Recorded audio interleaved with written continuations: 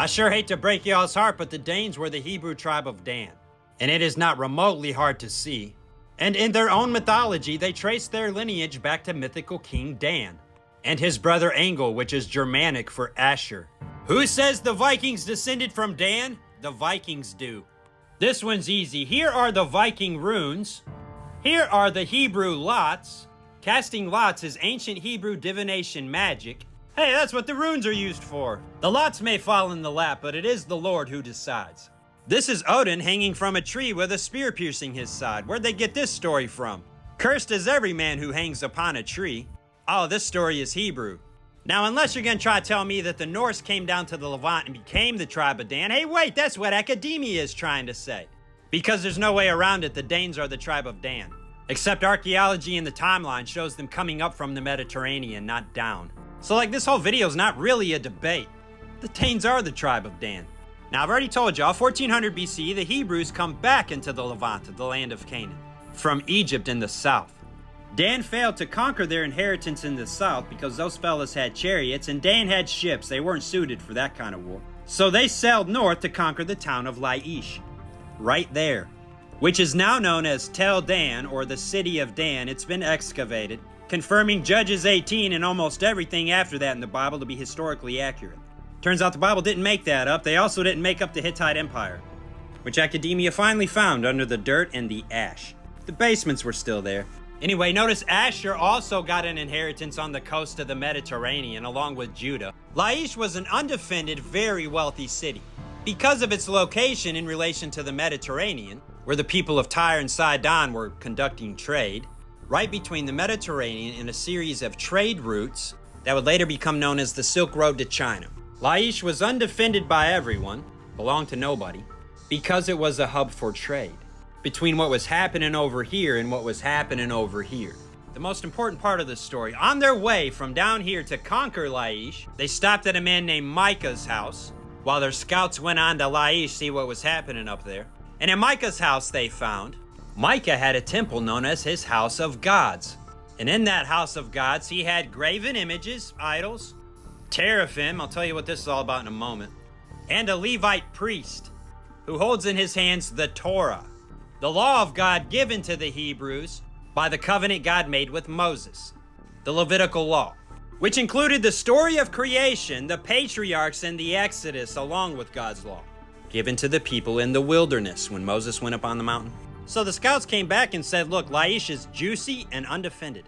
And the tribe of Dan was like, well, let's go take it then. And they says to the Levite priest, they says, you want to come with us and be our priest? And he's like, yeah, let's go. And so they took the graven images, the teraphim, and the Levite priest and headed off towards Laish. And Micah was like, wait, that's my graven images, my teraphim, and my Levite priest. And Dan was like, you want to die, dude? And he was like, nope, y'all have a good journey. And now you could call this new religion that had the graven images, the teraphim, and the Levite priest, you call that Norse mythology. But wait, that's not purely Hebrew religion. No, the Torah was only 1/3 of it. The new religion had 2 other thirds of it. Norse mythology is 1 part Torah, 1 part graven images, and 1 part teraphim. I've already explained the Levite priest and what he had. These idols are statues of the gods from the pre-flood world. Before God flooded the earth, angels quit their first estate. In other words, they left their bodies in heaven to come down to the earth. Angels can't mate, not with their bodies from heaven. That's why they quit those to come to the earth. And those angels, when they came to earth, were gods. To be clear, we're talking about the angels that were in charge over the natural proceeds of the earth, left their bodies in heaven. I'm talking about stars. Came down to the earth, not as stars. They left that part up there to teach mankind things they ought not to know and be their gods. But when God flooded the earth, he bound those angels in everlasting chains and threw them into hell. They have a leader. His name is Abaddon, or Apollyon. Abaddon is what he's called in Hebrew. Apollyon is what they call him in the Greek. After God flooded the earth, these gods are gone. They're bound in chains. They're in hell. They can't help us anymore. That's why they made statues to them. That's why we have idols. This represents them now that they're clearly not here. But don't worry. We got the teraphim. Teraphim is a word that means earth angel. What's that mean? Well, Semiramis, Nimrod's mother slash wife slash first empress of the world after the flood. Semiramis was descended from those angels, after all. Ham's wife was descended from those angels. And so Ham's offspring were also teraphim, descended from angels, royal bloodlines. The royals are shape-shifting Pantanthian serpent priests? No. There is the most diluted amount of truth you can imagine that still exists from that tale.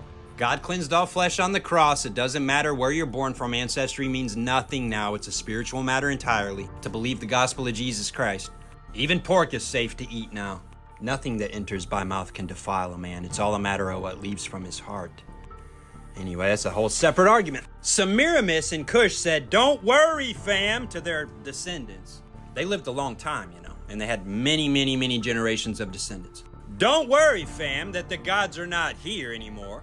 Semiramis and Cush said, "We are the reincarnation of the gods. Hey, we're the gods, and we've been born again on the earth. Don't worry. We have all the knowledge to rule over you, to be your gods." Ancestor worship. That's great-great-great-grandmama saying that. She's why we're all here, they says to themselves. And her and great-great-great-great-great-great-granddaddy Cush are why we have this city and this civilization and this empire. Wait, Cush died? I thought he was a god. "Don't worry," Semiramis said, "because we are descended from the gods. He's alive in my belly, about to be reincarnated." And so she gave birth to Nimrod and then married him as the reincarnation of Cush because, reincarnation's a thing now. We said so. Yes, those fellas were immortal and could not die, and God had to bind them in everlasting chains and throw them into hell where they can't escape because of the chains. We're not Fim, we're Teraphim. We're not angels, we're earth angels. We're their descendants. Don't worry if Cush dies, Semiramis says. I'll just birth him again. So she married her son, and her and Nimrod were the first emperor, empress, god, reincarnated things. Ancestor worship. That's like what Pharaoh means. That's what Caesar means. Emperor, god of the whatever. This is where they got that all from. With the fallen angel knowledge, you can be an emperor. This is Gnosticism also, by the way. If you perform all the rites and rituals according to the knowledge, you can purify this flesh and become a god, is the story they tell. Don't worry, you'll live forever, being reincarnated perpetually forever on the earth. I don't want to live forever here, bro. Not like in this. That's not true anyway. That's just a story that they told the people so that they could oppress them generation after generation after generation and maintain power through the bloodlines. Anyway, the tribe of Dan created a new religion from 3 parts. Part 1, the graven images. Part 2, the teraphim. Part 3, the Torah. This new religion is called Zoroastrianism in Iran because they took it there too. It's also called Hinduism because they took it from Iran into the Indus Valley and wrote the Vedas. But Dan's ships were better than the ships of Sidon and Tyre, those nations that lived on the Mediterranean coast before the word Phoenicia ever existed. The Romans made that word up. Dan's ships had rigging which allowed them to sail much further from the coast and much further from the land. Those merchants from the Mediterranean before Dan showed up were doing real well for themselves, really well. And with Dan's ships, it got even better. They didn't conquer these people. They mixed in with them largely. But Dan's ships made it all the way out, and they left evidence of their progress. Made it all the way around, and all the way up into Denmark. The Danes are like nearly the pure tribe of Dan, directly related to the Germanic tribes, because it's not like one wave of people went and did all this stuff in one boat. This went on for several hundred years, leaving from here to go up through here like this. The tribes of Dan and Asher went through here and mixed in with all these people along the way at different periods, subdued them all either by force or by subtlety. And we're talking about the mysterious sea peoples who happened to adopt the styles and the weapons and the stuff from everywhere they went and came back from. You'll notice this dude has bull horns on his head because the golden calves that Israel worshipped, one of them was in Tel Dan. They worshipped Baal, Moloch, the bull god. Vikings didn't have horns on their helmets. Well, where did those ideas come from? Hollywood? No. These dudes are the OG Vikings. And they did wear horns on their helmets because they worshipped a bull god. And that became known with the Vikings because it's the same people, fam.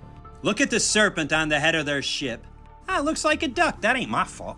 I mean, you can see they painted scales on it, right? That's a serpent. They got better at carving that out of wood, though. That's a Phoenician boat right there. Evolved. Because Dan is the serpent. He found that out about himself in Genesis 49. The Danes are the tribe of Dan, along with the Anglo-Saxons and the rest of the Germanic tribes, and the Britons and the Celts, and the Tuatha De Danann, or however you want to say that. Danann. It's right in the name. They are the Dans. That's what they call themselves. The Anglo-Saxons are Asher Isaacsons.